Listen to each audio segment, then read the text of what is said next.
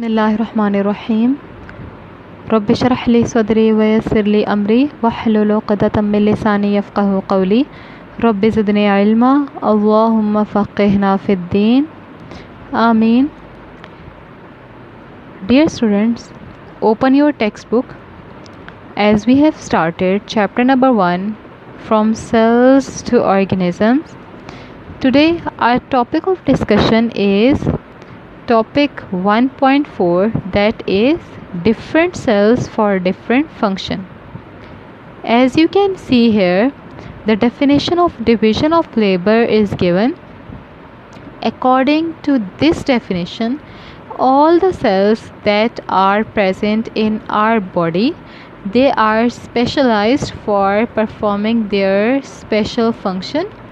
This is same like that the workers that are constructing a building, that all the workers, they are assigned to perform their specific task. Same like that, all the cells, they are present in our body, and all the cells, they are assigned to perform their specific jobs. So in multicellular organisms, different type of cells are present, and they all are specialized in their specific functions. They are specific, they are different functions they are performing in our body. So this is called the division of labor. But in unicellular organisms, only one cell is present, and that one cell is responsible for completing all the functions in unicellular organisms. Okay, now the advantage of division of labor are given here. It ensures smooth and efficient functioning of the organisms, and different function can be performed at the same time.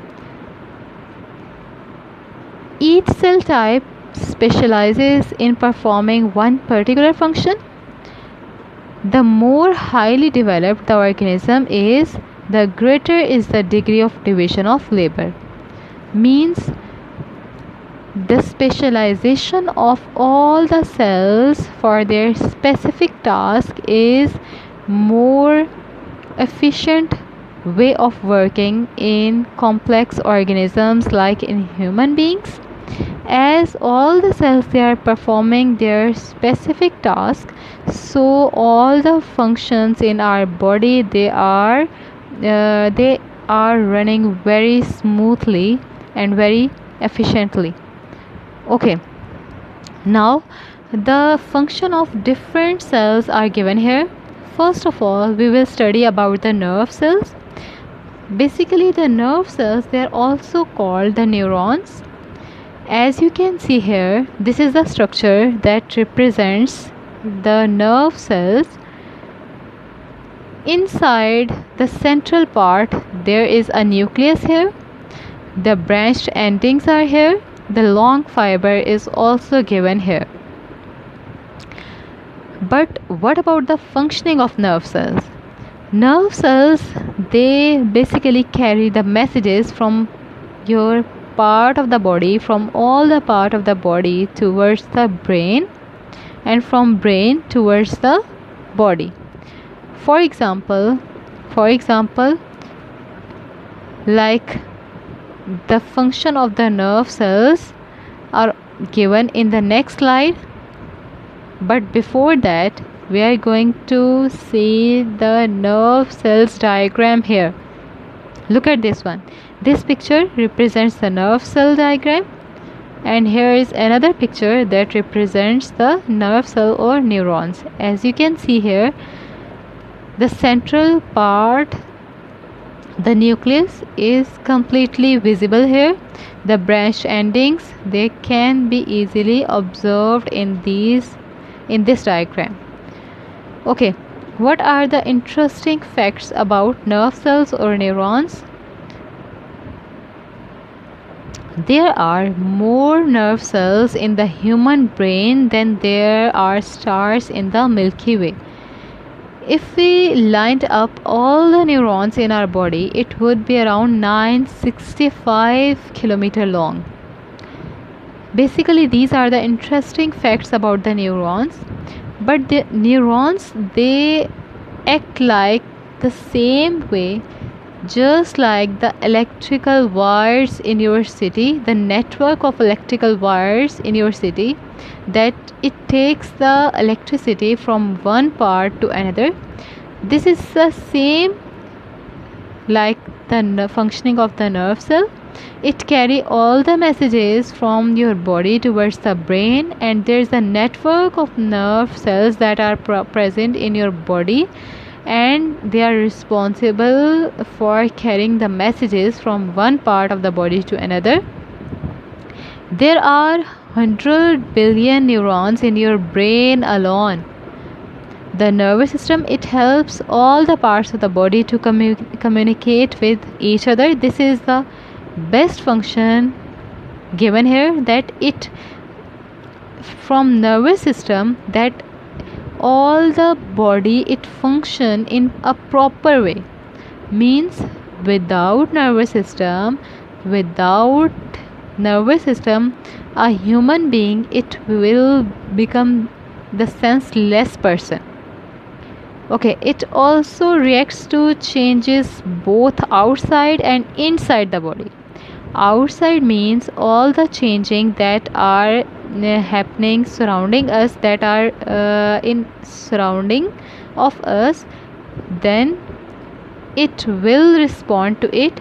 For example, if you are taking your finger towards the fire, then the brain will send you the message that you have to keep your finger away from fire.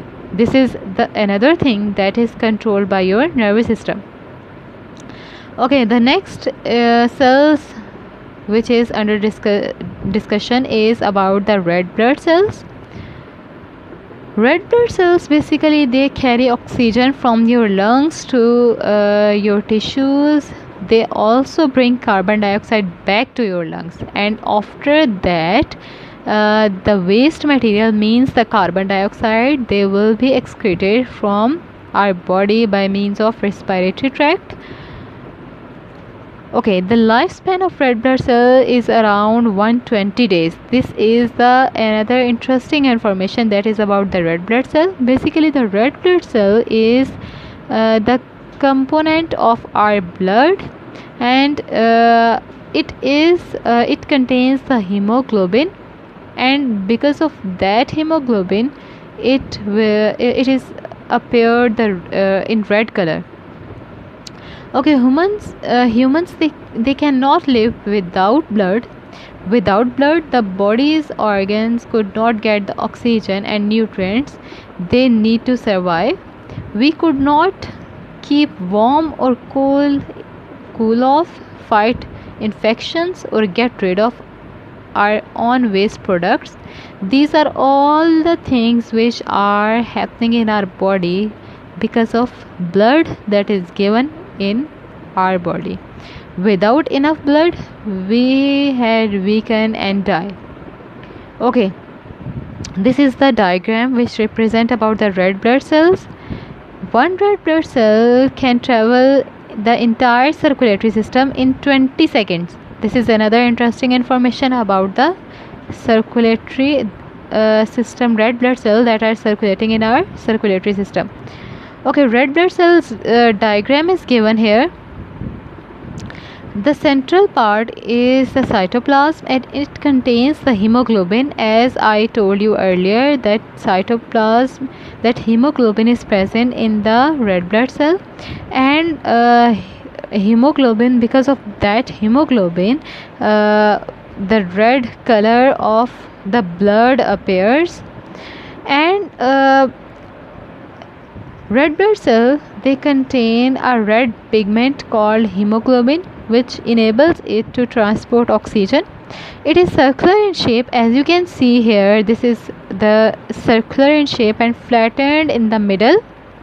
You can easily observe that, giving it a large surface area.